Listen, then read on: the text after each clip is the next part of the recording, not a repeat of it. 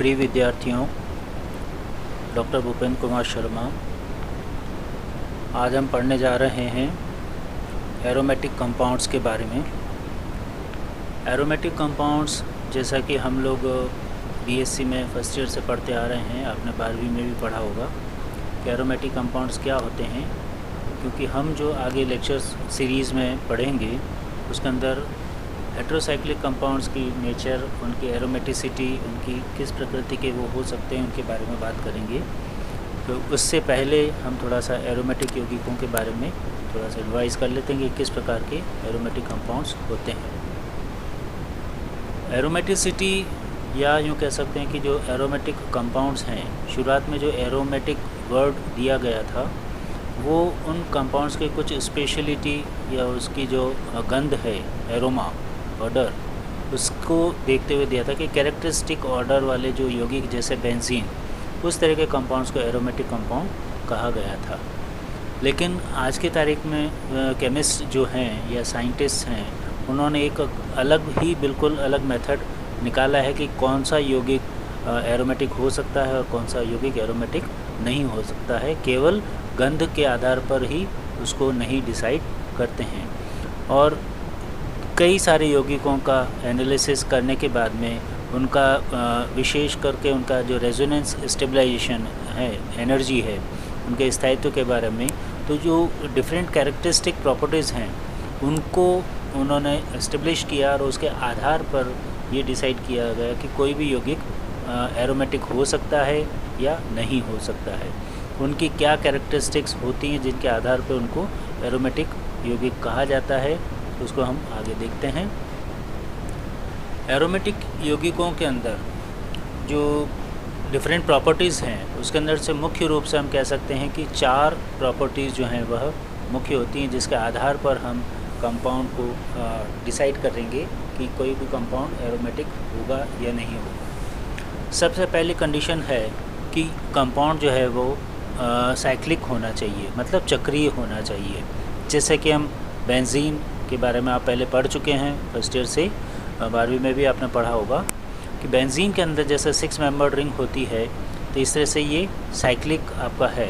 और इसी तरह से एसाइक्लिक यौगिक का उदाहरण आपके सामने दिया हुआ इधर 1,3,5 हेक्साट्राईन, जो कि साइक्लिक नहीं है। यहाँ पे ये जो है, यहाँ पे आपस में बॉन्ड नहीं है, इसलिए ये खुला हुआ है, तो ये एसाइक्लिक यौगिक है। तो सबसे पहली कंडीशन तो ये है कि यौगिक साइक्लिक होना चाहिए, चक्रीय यौगिक होना चाहिए। और दूसरी है कि हर कार्बन पर, हर सेंटर के ऊपर p ऑर्बिटल होनी चाहिए, जो कि एक नेबरिंग p ऑर्बिटल से या अगल बगल वाली p ऑर्बिटल के साथ में वो अतिव्यापन या ओवरलैप कर सके। तो सबसे पहली कंडीशन तो हो गई कि यौगिक आपका चक्रीय होना चाहिए और हर बॉन्ड के ऊपर या हर सेंटर के ऊपर, कार्बन के ऊपर p ऑर्बिटल होने चाहिए, जो अगल बगल वाली दूसरी p ऑर्बिटल के साथ अतिव्यापन कर सके। दूसरी इम्पॉर्टेंट कंडीशन एरोमेटिक यौगिकों के लिए वो है यौगिक आपका प्लेनर होना चाहिए, समतल होना चाहिए। अर्थात उस साइक्लिक कंपाउंड के जितने भी एटम्स हैं वो सभी एक ही तल में होने चाहिए। उसका पर्पज़ ये है कि जब वो प्लेनर होंगे तो उनकी जो p ऑर्बिटल्स हैं, अगर जितनी भी p ऑर्बिटल्स हैं वो एक दूसरे के पैरेलल होंगी, और साथ ही साथ एक p ऑर्बिटल अपने अगल बगल वाली दोनों p ऑर्बिटल्स के साथ में अतिव्यापन कर सकती हैं। और इसके कारण उसके जो पाई इलेक्ट्रॉन्स होंगे डबल बॉन्ड के, वो पाई इलेक्ट्रॉन डेंसिटी वो डीलोकलाइज हो सकती हैं।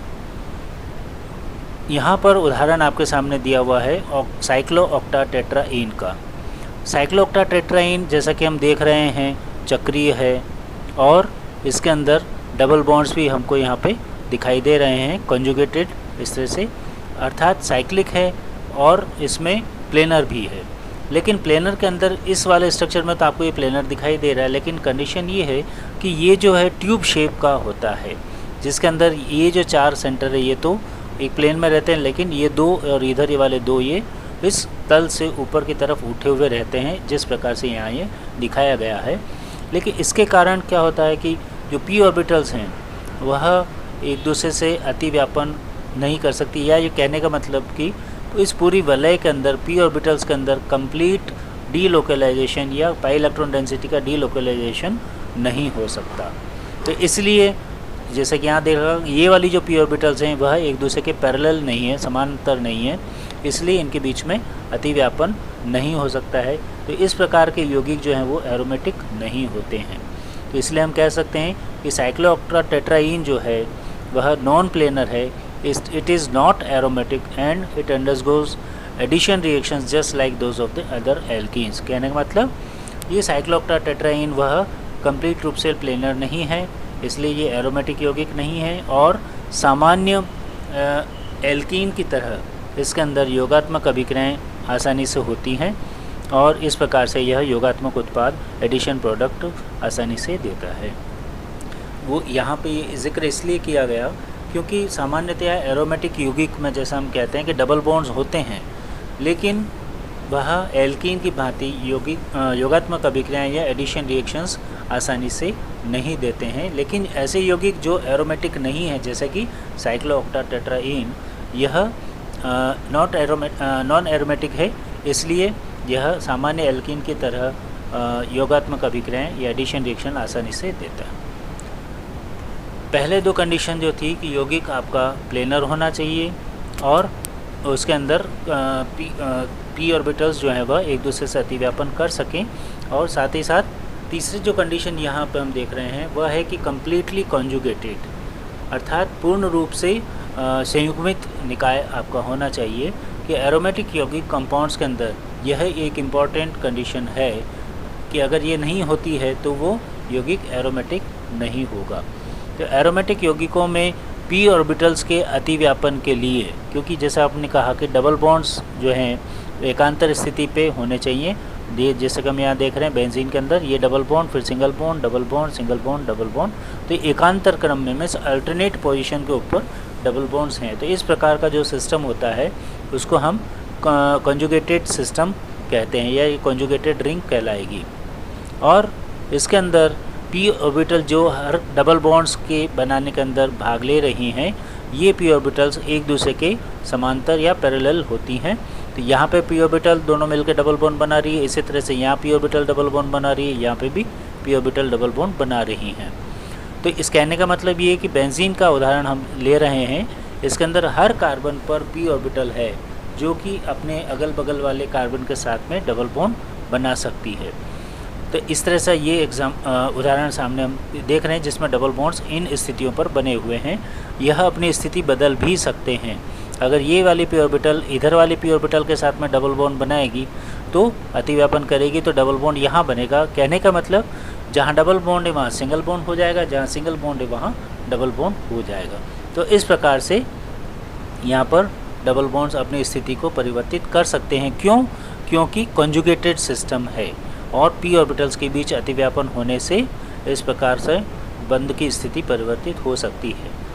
यहाँ पर हम देख रहे हैं 1,3 साइक्लोहेक्साडाइईन के अंदर यहाँ पर कंप्लीट कॉन्जुगेशन नहीं है, अर्थात double bond, single bond, double bond, ये तो यहाँ तक तो ठीक है, लेकिन उसके आगे फिर सिंगल बॉन्ड्स हैं। इसलिए क्यों यहाँ पर पी ऑर्बिटल नहीं होने से यहाँ पर कंप्लीट डीलोकलाइजेशन नहीं हो पाएगा, इसलिए 1,3 साइक्लोहेक्साडाइईन जो है वह नॉट एरोमेटिक यौगिक है। इसी तरह से तीसरा उदाहरण यहाँ जो सामने दे रखा है वह 135 साइक्लोहेप्टाट्राईइन, जिसके अंदर हम देख रहे हैं कि ये 3 डबल बॉन्ड तो एक दूसरे के साथ कॉन्जुगेशन में है, जैसे कि देखेंगे double bond, single bond, double bond, single bond, फिर डबल बॉन्ड। लेकिन ये वाला बॉन्ड इस डबल बॉन्ड के साथ यहाँ कॉन्जुगेशन में नहीं है। इसका मतलब यहाँ पर पी ऑर्बिटल पाई बॉन्ड बनाने के लिए या कॉन्जुगेशन के लिए उपलब्ध नहीं है। इसलिए यह यौगिक हम देख रहे हैं कि प्लेनर है, लेकिन पी कॉन्जुगेशन नहीं होने के कारण साइक्लिक भी है, प्लेनर भी है, और कॉन्जुगेशन नहीं होने के कारण ये जो दोनों कंपाउंड हैं जिनके अंदर यहाँ पर कॉन्जुगेशन नहीं होने से पी ऑर्बिटल उपलब्ध नहीं है, इसलिए यह एरोमेटिक यौगिक नहीं होंगे। बेंजीन ही एरोमेटिक यौगिक है। चौथी जो इम्पोर्टेंट कंडीशन है वह है हकल रूल। हकल रूल का पालन हर यौगिक को करना होगा जो कि एरोमेटिक है। हकल रूल क्या है उसके बारे में हम चर्चा करते हैं पहले, कि हकल रूल ये है कि किसी भी साइक्लिक कॉन्जुगेटेड और प्लेनर यौगिक में यदि एक निश्चित संख्या 4n+2 संख्या में पाई इलेक्ट्रॉन का तंत्र यदि उपस्थित है तो वह यौगिक विशेष रूप से स्थायी हो जाता है, उसके अंदर एक्स्ट्रा स्टेबिलिटी आ जाती है और वह यौगिक एरोमेटिक यौगिकों की भांति व्यवहार देता है। अर्थात एरोमेटिक यौगिकों का यह मुख्य गुणधर्म है कि वह साइक्लिक हो, चक्रीय हो, प्लेनर हो अर्थात समतल हो। तीसरा, उसमें कॉन्जुगेटेड डबल बॉन्ड जो है वो कॉन्जुगेटेड पोजीशन पे हो, मीन्स कंप्लीट कॉन्जुगेशन होना चाहिए। और चौथी जो कंडीशन हम यहाँ देख रहे हैं वह है कि एक निश्चित संख्या में 4n+2 संख्या में पाई इलेक्ट्रॉन उपस्थित होने चाहिए, तब ही वह यौगिक एरोमेटिक यौगिक होगा। लेकिन ऐसे अगर हम कहते हैं कि कोई यौगिक जो साइक्लिक है, प्लेनर है, उस कंप्लीट कॉन्जुगेटेड भी है, लेकिन उसमें 4n+2 संख्या में पाई इलेक्ट्रॉन नहीं है, बल्कि 4n पाई इलेक्ट्रॉन्स का तंत्र अगर है तो वह अनस्टेबल होगा, अस्थायी होगा और ऐसा यौगिक एंटी एरोमेटिक यौगिक कहलाएगा। बेंजीन का उदाहरण हम यहाँ देख सकते हैं, जिसके अंदर हम कह सकते हैं कि यहाँ पर n 4n+2 इसका मतलब n का मान 0 हो सकता है, 1 हो सकता है, 2 हो सकता है, 3 हो सकता है। तो उसके हिसाब से यदि n का मान 0 होगा तो यह केवल 2 पाई इलेक्ट्रॉन सिस्टम होगा, n का मान यदि 1 होगा तो ये 6 पाई इलेक्ट्रॉन का सिस्टम हो गया, और n का मान यदि 2 हो गया तो यह 10 पाई इलेक्ट्रॉन सिस्टम। इसी तरह से n का मान आप रखते जाते हैं, इंटीजर है, इसका मान यदि हम 0, 1, 2, 3, 4 जो भी रखेंगे तो उसके आधार पर जितने भी पाई इलेक्ट्रॉन की संख्या आती है, यदि वो पाई इलेक्ट्रॉन की संख्या उस साइक्लिक कॉन्जुगेटेड प्लेनर यौगिक में उपस्थित है तो वह यौगिक एरोमेटिक यौगिक की भांति व्यवहार करेगा। तो बेंजीन के अंदर यहाँ पर हम देख रहे हैं कि 6 पाई इलेक्ट्रॉन का तंत्र बना हुआ है और इस कारण से यह प्लेनर है, कॉन्जुगेटेड है और समतल है, इस कारण से यह एरोमेटिक यौगिक है। लेकिन साइक्लोब्यूटाडाइईन जो हम यहाँ देख रहे हैं, जिसके अंदर की 4 मेंबर्ड में 4 सदस्यीय वलय है, जिसमें 2 डबल बॉन्ड हैं जो एक दूसरे के साथ कॉन्जुगेशन में है। कहने का मतलब यह साइक्लिक है, प्लेनर है, कॉन्जुगेटेड है, लेकिन इसके अंदर डबल बॉन्ड्स के कारण जो पाई इलेक्ट्रॉन्स की संख्या है वह 4n है, अर्थात केवल 4 पाई इलेक्ट्रॉन है, 6 पाई इलेक्ट्रॉन नहीं है, इसलिए यह एंटी एरोमेटिक यौगिक होगा। तो हकल रूल के अंदर जैसा कि हम बात कर रहे हैं कि n का मान यदि 0 है तो 2 पाई इलेक्ट्रॉन सिस्टम बनेगा, n का मान यदि 1 है तो 6 पाई इलेक्ट्रॉन, n का मान यदि 2 है तो 10 पाई इलेक्ट्रॉन, n का मान 3 रहेगा तो 14 पाई इलेक्ट्रॉन, 4 होने पे 18, और इसी तरह से आगे हम देखें कि n का मान 5, 6, 7, 8 जो भी रखते जाएंगे 4n+2 फार्मूला में, तो जितने भी पाई इलेक्ट्रॉन का सिस्टम आएगा ये सारे ऐसे यौगिक जो प्लेनर हो, कॉन्जुगेटेड हो और समतल हो, और साथ में इस संख्या में मीन्स 2, 6, 10, 14, 18 एट्सेट्रा, इस संख्या में यदि पाई इलेक्ट्रॉन उपस्थित हैं तो वह यौगिक एरोमेटिक होगा। यहाँ पे ध्यान देने वाली बात है कि यहाँ पे हम बात कर रहे हैं कि ये जो 4n+2 यह है, यह पाई इलेक्ट्रॉन्स की संख्या बताता है, न कि number of atoms in a particular ring. Criteria of aromaticity में हमें ये ध्यान रखना है कि अब रिलेशनशिप की हम बात करेंगे कि ईच कंपाउंड टाइप मीन्स किस प्रकार के यौगिक एरोमेटिक हो सकते हैं और किस प्रकार के यौगिक एरोमेटिक नहीं हो सकते हैं, जिनमें जैसे एसाइक्लिक कंपाउंड, जिसके अंदर जैसे यहाँ हम बात कर रहे हैं 1,3,5 हेक्साट्राईइन, इसमें भी 6 पाई इलेक्ट्रॉन हैं और बेंजीन के अंदर भी 6 पाई इलेक्ट्रॉन उपस्थित हैं। लेकिन बेंजीन जो है वह साइक्लिक कॉन्जुगेटेड सिस्टम होने से, प्लेनर सिस्टम होने से और एक 6 पाई इलेक्ट्रॉन की संख्या इसमें उपस्थित है, इसलिए यह तो मोर स्टेबल है और एरोमेटिक होगा। लेकिन 1,3,5 हेक्साट्राईइन जिसमें 6 पाई इलेक्ट्रॉन है परंतु यह साइक्लिक नहीं है, इसलिए यह एरोमेटिक नहीं होगा। तो इस प्रकार के यौगिक जो लेस स्टेबल होंगे और एरोमेटिक नहीं होंगे। दूसरा उदाहरण हम ले रहे हैं साइक्लोब्यूटाडाइईन। साइक्लोब्यूटाडाइईन जो है वह 1,3-ब्यूटाडाइईन, अब ये दोनों ही एरोमेटिक यौगिक नहीं है, लेकिन साइक्लोब्यूटाडाइईन उसके अंदर जैसे कि हम देख रहे हैं कि 2 डबल बॉन्ड्स प्रेजेंट हैं, यह प्लेनर स्ट्रक्चर है, इसके अंदर 4n संख्या में पाई इलेक्ट्रॉन उपस्थित है, अर्थात हकल नियम का पालन नहीं कर रहे हैं। तो हकल नियम का पालन नहीं करने से यह एरोमेटिक तो नहीं होगा। 4n संख्या में इलेक्ट्रॉन्स उपस्थित हैं, इसलिए यह एंटी एरोमेटिक यौगिक कहलाता है। लेकिन इसकी स्टेबिलिटी को यदि हम एसाइक्लिक यौगिक से कंपेयर करें, जिसके अंदर 4 पाई इलेक्ट्रॉन्स का तंत्र उपस्थित हो, जैसे कि 1,3-ब्यूटाडाइन। तो 1,3-ब्यूटाडाइन के अंदर जैसे हम देखें 4 पाई इलेक्ट्रॉन्स हैं, साइक्लोब्यूटाडाइन में भी 4 पाई इलेक्ट्रॉन्स हैं, पर साइक्लोब्यूटाडाइन वह एंटी एरोमेटिक है और इसकी स्टेबिलिटी 1,3-ब्यूटाडाइन एसाइक्लिक यौगिक की तुलना में कम होगी। तीसरा उदाहरण हम यहाँ देख रहे हैं, जो कि दोनों ही नॉन एरोमेटिक हैं, अर्थात इसके अंदर साइक्लिक तो है लेकिन कॉन्जुगेशन नहीं है। 4 पाई इलेक्ट्रॉन का सिस्टम है, पर कॉन्जुगेशन नहीं होने से, संयुग्मन नहीं होने से यह नॉन एरोमेटिक यौगिक कहलाएगा। तो कहने का मतलब हम ये कह सकते हैं कि इन दोनों का स्थायित्व लगभग समान होगा। जैसे कि ये ओपन चेन कंपाउंड है 2,4-हेक्साडाइन, जिसके अंदर 4 पाई इलेक्ट्रॉन्स हैं, और यह है 1,3-साइक्लोहेक्साडाइन, जिसमें भी 4 पाई इलेक्ट्रॉन हैं, लेकिन दोनों की स्टेबिलिटी लगभग समान ही होगी और यह नॉन एरोमेटिक यौगिक कहलाएंगे। तो अब हम स्पष्ट रूप से समझ सकते हैं कि ऐसे यौगिक जो कि साइक्लिक हैं, में चक्रीय हैं, समतल हैं, जिसके अंदर उपस्थित पाई बॉन्ड जो है वह पूर्ण रूप से संयुग्मित है, कॉन्जुगेटेड है, और एक निश्चित संख्या 4n+2 पाई इलेक्ट्रॉन यदि संख्या उपस्थित है, तो इस प्रकार के यौगिक जो है वह एरोमेटिक यौगिक कहलाते हैं।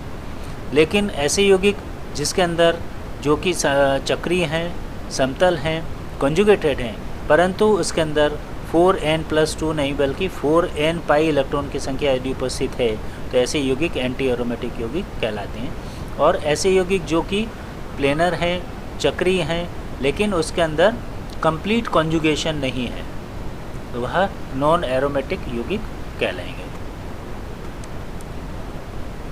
एरोमेटिसिटी का एक नया क्राइटेरिया मीन्स नया कैरेक्टरिस्टिक और इसमें साइंटिस्ट के द्वारा जोड़ी गई है, वह है spectroscopy. NMR spectroscopy 1H NMR spectroscopy के द्वारा हम आसानी से पता लगा सकते हैं कि वह यौगिक एरोमेटिक है या नहीं है। क्यों? क्योंकि NMR स्पेक्ट्रोस्कोपी को विस्तार से आपने BSc में थोड़ा सा पढ़ा है और भी MSc में भी आप इसको पढ़ रहे हैं। इसके अंदर विस्तार से मैं चर्चा नहीं करूँगा, लेकिन हम ये तो कह सकते हैं कि NMR स्पेक्ट्रम के अंदर जो सिग्नल्स आते हैं प्रोटॉन्स के कारण, वह प्रोटॉन के सिग्नल्स हमें उनकी नेचर के बारे में बता देते हैं। तो ऐसे यौगिक जो एरोमेटिक हैं उनके अंदर एरोमेटिक प्रोटॉन्स होते हैं। मीन्स जैसे बेंजीन के अंदर हम यहाँ बात कर रहे हैं, तो बेंजीन के अंदर हर कार्बन पर एक एक हाइड्रोजन है। तो ये जो हाइड्रोजन्स होते हैं यह डी शील्डेड रीजन के अंदर होते हैं, अर्थात यह भी परिरक्षित होते हैं, और इनके जो सिग्नल्स होते हैं वह अराउंड 6.5 से लेके 8 ppm के बीच में आते हैं जनरली। तो एरोमेटिक प्रोटॉन्स की जो रेंज है जिस NMR सिग्नल के अंदर, वह 6.5 से लेके 8 ppm के बीच में आते हैं। तो यहाँ पर बेंजीन के अंदर यह 7.3 ppm पे मिलता है, इसलिए यह एरोमेटिक हैं।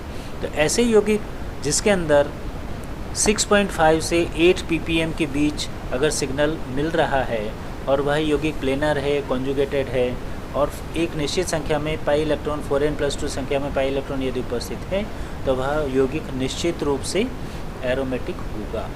और ऐसे यौगिक जिनके अंदर प्रोटॉन का सिग्नल इस रेंज में नहीं आ रहा, में 6.5 से 8 ppm के बीच नहीं आ रहा है, तो ऐसे हाइड्रोकार्बन या ऐसे यौगिक जो है वह एरोमेटिक यौगिक नहीं कहलाएंगे।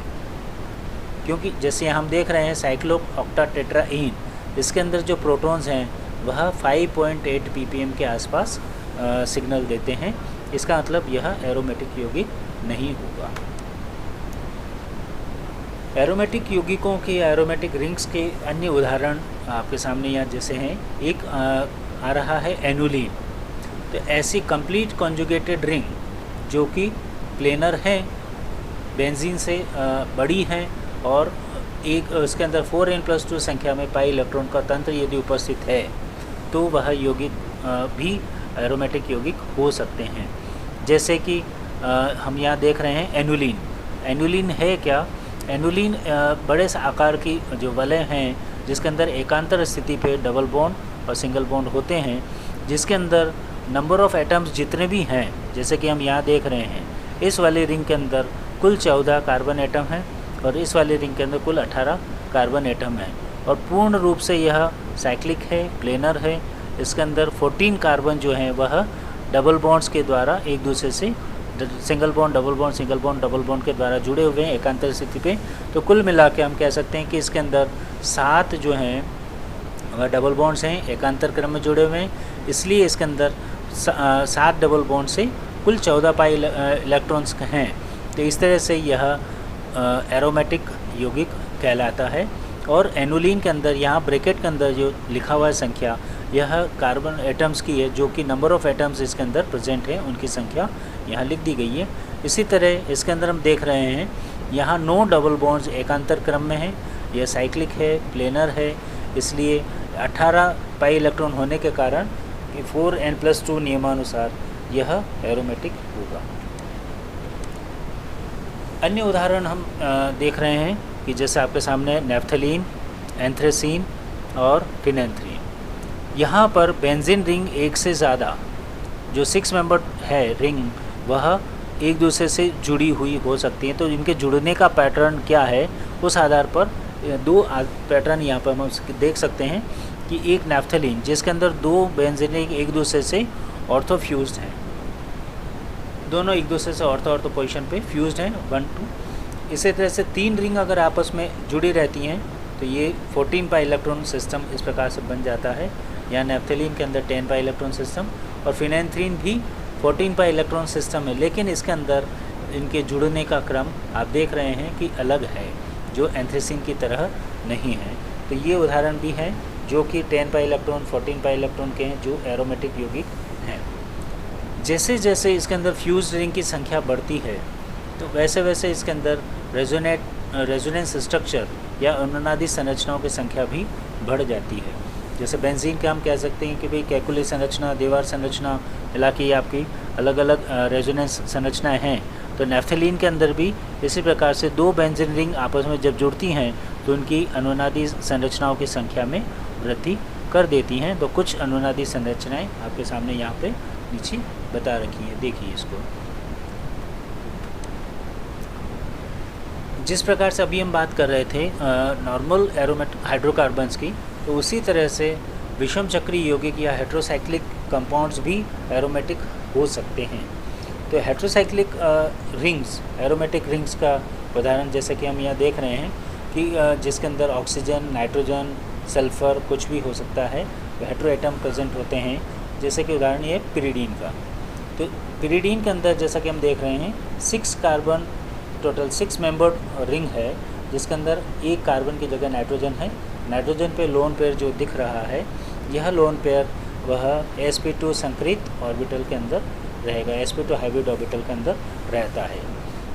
और यहाँ पे हम देख रहे हैं कि 3 डबल बॉन्ड क्लियर कट बने हुए हैं, अर्थात टोटल 6 पाई इलेक्ट्रॉन का एक तंत्र बन जाता है। इस 6 पाई इलेक्ट्रॉन के तंत्र को बनाने में नाइट्रोजन पर उपस्थित ये लोन पेयर जो कि sp2 हाइब्रिड ऑर्बिटल के अंदर है, वह यहाँ पे 6 पाई इलेक्ट्रॉन का तंत्र बनाने में भाग नहीं लेता है। तो इसलिए यहाँ पे एरोमेटिक तो है, लेकिन नाइट्रोजन वाला लोन पेयर आपका फ्री है। इसलिए पिरिडीन को हम कह सकते हैं कि यह एक प्रबल क्षार के रूप में भी व्यवहार करता है। क्यों? क्योंकि नाइट्रोजन पर लोन पेयर उपस्थित है। और इस प्रकार से हम कह सकते हैं कि पिरिडीन में 6 पाई इलेक्ट्रॉन होने के कारण यह एरोमेटिक यौगिक की भांति व्यवहार करता है। दूसरा उदाहरण हम ले रहे हैं पिरोल का। पायरोल में नाइट्रोजन एटम उपस्थित है। 2 डबल बॉन्ड्स हम यहाँ देख रहे हैं, 5 मेंबर्ड रिंग है। तो डबल बॉन्ड के तो 4 पाई इलेक्ट्रॉन्स हो जाते हैं।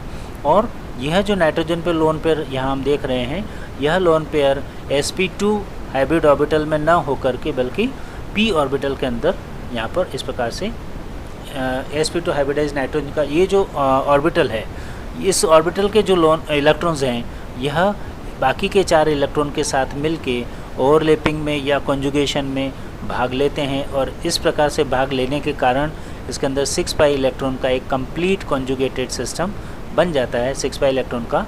और इस तरह से हम कह सकते हैं कि यहाँ लोन पेयर फ्रीली अवेलेबल नहीं है जैसा कि पिरिडीन में था। पिरिडीन में जो नाइट्रोजन पे लोन पेयर था वह वलय में एरोमेटिक सिस्टक या 6 पाई इलेक्ट्रॉन का सिस्टम बनाने में भाग नहीं ले रहा था, लेकिन यहाँ पर ये भाग ले रहा है। इस कारण से पिरोल जो है वह एरोमेटिक तो है, लेकिन पिरिडीन की भांति वह क्षारीय व्यवहार नहीं दर्शाता। तो पिरोल जो है वह साइक्लिक है, प्लेनर है, कम्प्लीटली कॉन्जुगेटेड है और जिसके अंदर 4n+2 पाई इलेक्ट्रॉन्स में 6 पाई इलेक्ट्रॉन होने से यह कंप्लीट रूप से एरोमेटिक हेट्रोसाइक्लिक रिंग है। हेट्रोसाइक्लिक एरोमेटिक रिंग्स का उदाहरण एक हम कह सकते हैं हिस्टामिन। हिस्टामिन जो है वह बायोलॉजिकल एक्टिव एमीन है जो कि कई टिश्यूज़ के अंदर बनता है और इसके अंदर हेट्रोसाइक्लिक रिंग जो हम देख रहे हैं 5 मेंबर्ड रिंग, उसके अंदर 2 नाइट्रोजन एटम्स प्रेजेंट हैं। ये नाइट्रोजन एटम जो है वो पिरोल की भांति और ये वाला नाइट्रोजन पिरिडीन की भांति व्यवहार करता है। इसके अंदर जो रिंग बनती है एरोमेटिक सिस्टक की, उसके अंदर हम कह सकते हैं कि ये जो पिरोल वाला नाइट्रोजन पिरोल की भांति व्यवहार करने वाला नाइट्रोजन एटम है, इसका लोन पेयर इसके 6 पाई इलेक्ट्रॉन का सिस्टम बनाने में भाग लेता है और यह वाला नाइट्रोजन का लोन पेयर भाग नहीं लेता। तो इस प्रकार से हम कह सकते हैं कि हिस्टामिन जो है उसके अंदर उपस्थित यह जो हेट्रोसाइक्लिक वलय है यह एरोमेटिक रिंग की भांति व्यवहार करती है। कुछ अन्य उदाहरण इसकी हम बात करें कि ऐसी कार्बोसाइक्लिक रिंग या हेट्रोसाइक्लिक रिंग जिसके अंदर किसी सेंटर पर नेगेटिव चार्ज या पॉजिटिव चार्ज हो तो वह भी एरोमेटिक यौगिक हो सकता है।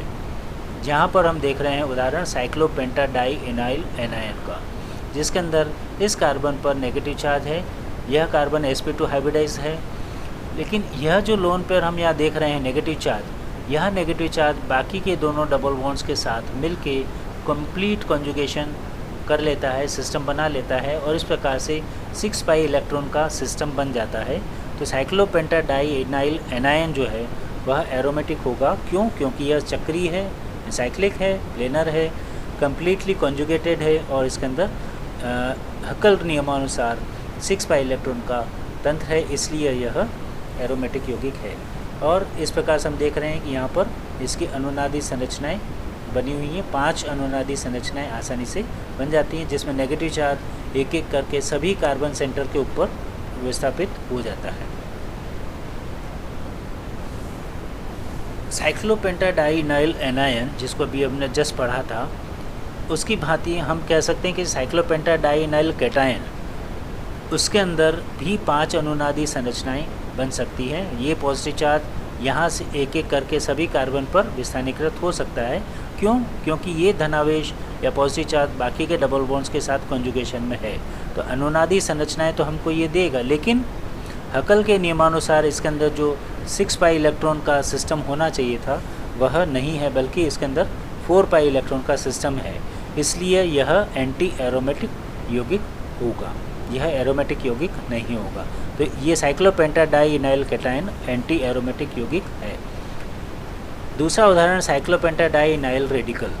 यहाँ पर हम देख रहे हैं कि 5 इलेक्ट्रॉन से 2 डबल बॉन्ड्स से तो 4 और यह फ्री रेडिकल है, इसलिए 5वां इलेक्ट्रॉन ये हो गया।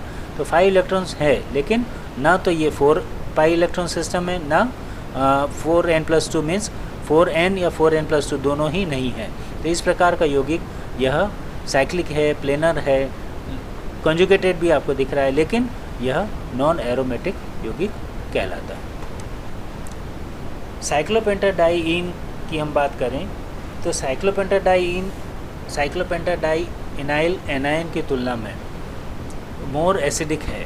क्यों? क्योंकि साइक्लोपेंटाडाइइन के अंदर क्षार का आक्रमण होने से जो एनायन बन रहा है, यह एनायन स्थायी है, कंप्लीट कॉन्जुगेट बेस है, इसलिए हम कह सकते हैं कि इसका स्थायित्व ज़्यादा होने से साइक्लोपेंटाडाइइन जो है वह एसिडिक नेचर का होगा। तो cyclopentadiene is more acidic than many hydrocarbons because its conjugate base, that is cyclopentadienyl anion, is aromatic. PK value cyclopentadiene की 15 होती है, that is much lower than the pK of any CH bond in the hydrocarbons. Cyclopentadienyl anion जो है वह aromatic है और resonance stabilise भी है, और इसलिए बहुत ज़्यादा स्थायी क्षार के रूप में व्यवहार करता है। साइक्लोपेंटाडाइन जो है वह नॉर्मल साइक्लोपेंटाडाइन वह नॉट एरोमेटिक है। क्यों? क्योंकि यह फुल्ली कॉन्जुगेटेड नहीं, इसके अंदर 2 डबल बॉन्ड हैं, लेकिन यहाँ पर इन डबल बॉन्ड के बीच में इधर से तो कॉन्जुगेशन है लेकिन इधर से कॉन्जुगेशन नहीं है, इसलिए साइक्लोपेंटाडाइन जो है वह एरोमेटिक नहीं है, बल्कि साइक्लोपेंटाडाइनाइल एनाइन जो है वह एरोमेटिक है। हकल रूल का base, what is the basis of हकल rule, जो कि मुख्य आधार है किसी भी एरोमेटिक यौगिक को डिसाइड करने के अंदर कि वह एरोमेटिक यौगिक होगा या नहीं होगा। तो बेसिस क्या है जिसके आधार पर हम ये कह सकते हैं कि ये हकल रूल क्यों इस प्रकार से बना कि 4n+2 संख्या में पाई इलेक्ट्रॉन होने पर ही वह सिस्टम एरोमेटिक व्यवहार दर्शाएगा, या यूँ कह सकते हैं कि उसके अंदर अनपेक्षित रूप से स्थायित्व बढ़ जाता है उसका। तो इस प्रकार की क्या होता है उसके अंदर कि पाई इलेक्ट्रॉन का 4n वाला नहीं बल्कि 4n+2 पाई इलेक्ट्रॉन सिस्टम ही वह अधिक स्थायी होता है। जैसा कि हम यहाँ देख रहे हैं, बेंजीन में 6 पाई इलेक्ट्रॉन हैं, साइक्लिक है, प्लेनर है, कंप्लीट कॉन्जुगेटेड है। ये भी साइक्लिक है, प्लेनर है, कंप्लीट कॉन्जुगेटेड है, लेकिन इसके अंदर 4 पाई इलेक्ट्रॉन है और इसके अंदर 6 पाई इलेक्ट्रॉन है। तो पाई इलेक्ट्रॉन्स की संख्या बदलने पर एरोमेटिक व्यवहार क्यों बदल जाता है, इस what is the basis of हकल rule, इसको हम पढ़ेंगे अगले लेक्चर के अंदर। आज के लिए इतना ही, थैंक यू।